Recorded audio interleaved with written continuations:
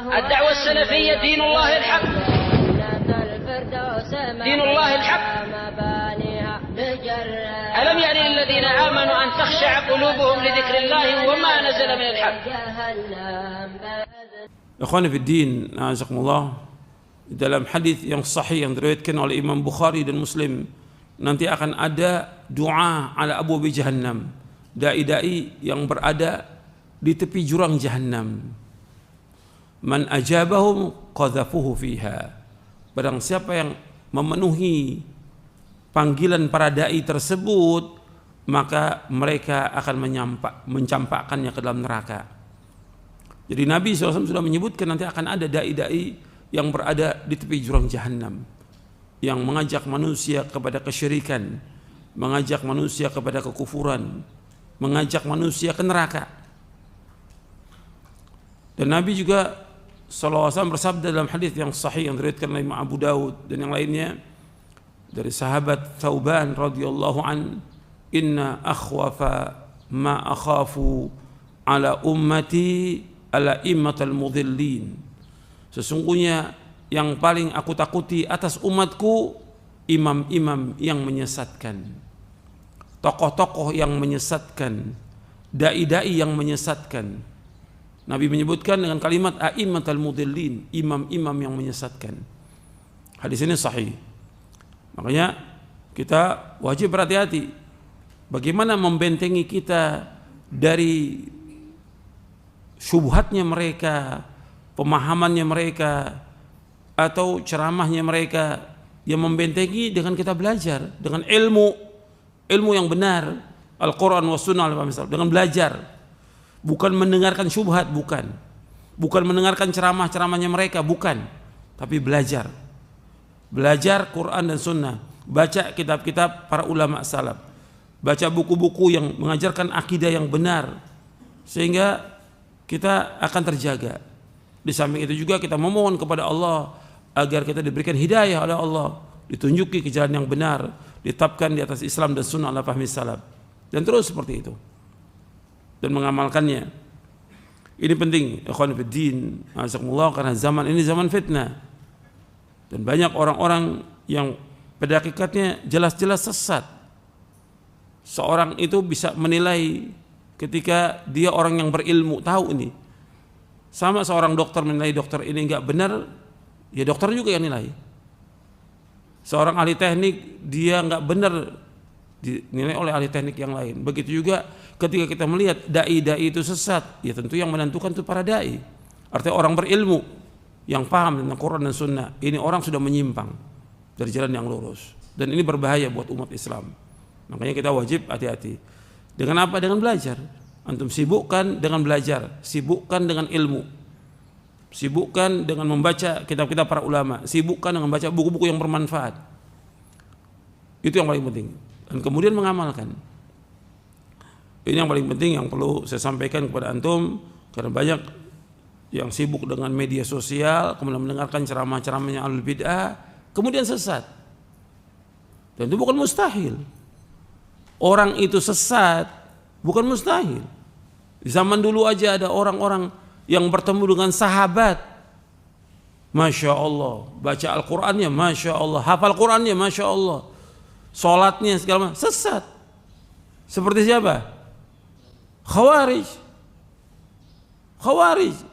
hafal Quran, sholat malam, puasa, dan banyak lagi yang lain lakukan, tapi sesat.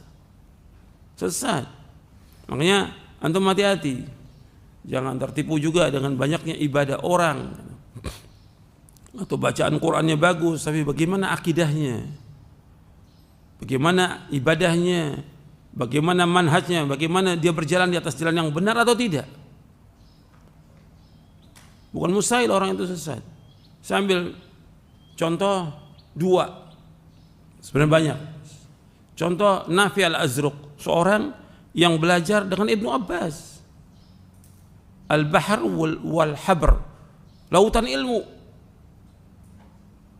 belajar.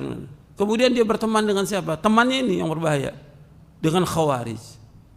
Kemudian nikah dengan seorang Khawarij, jadi Khawarij dia. dan memerangi Ali bin Abi Thalib. Ini murid dari siapa? Ibnu Abbas. Orang yang alim didoakan oleh Rasulullah SAW. Tapi karena kemudian dia berteman dengan orang yang sesat, jadi sesat dia. Ada satu lagi, seorang yang ahli baca Al-Quran. Masya Allah, luar biasa baca Al-Qurannya. Sampai Umar bin Khattab radhiyallahu an, ketika Amr bin As menaklukkan Mesir, kata Umar kepada Amr bin As, buatkan dia rumah dekat dengan masjid untuk mengajarkan kaum muslimin Al-Quran. Dibuatkan rumah dekat masjid di Mesir. Namanya orang ini Abdurrahman bin Muljam Al-Muradi. Kemudian bagaimana? Kemudian dia berteman juga dengan Khawarij. Akhirnya orang yang ahli baca Al-Quran, ahli ibadah, kemudian dia membunuh Ali bin Abi Thalib radhiyallahu anhu. Dia awal hidupnya Masya Allah hafal Quran. Kata Al-Hafidh Ibnu Hajar Asqalani, wa khutima bisyarrin. Kemudian ditutup kehidupannya dengan apa? Dengan kejelekan, su'ul khatimah. Dia membunuh ahli surga, Khalifatul Rashid Ali bin Abi Thalib radhiyallahu anhu, yang Allah dan Rasulnya mencintai Ali bin Abi Thalib. Allah dan Rasul mencintai Ali bin Abi Thalib. Ahli jannah, dibunuh oleh Abdurrahman bin Muljam Al-Muradi. Akhirnya gimana? Jadi qisas, dibunuh dia. Dibunuh. Berarti di sini kata para ulama, dia mati dalam keadaan su'ul khatimah. Membunuh orang biasa aja itu berat hukumnya di akhirat. Orang muslim biasa dibunuh, berat hukum di akhirat. Sampai dalam satu riwayat disebutkan Allah nggak akan menerima taubatnya orang yang membunuh seorang muslim. Nggak diterima taubatnya. Sampai seperti itu.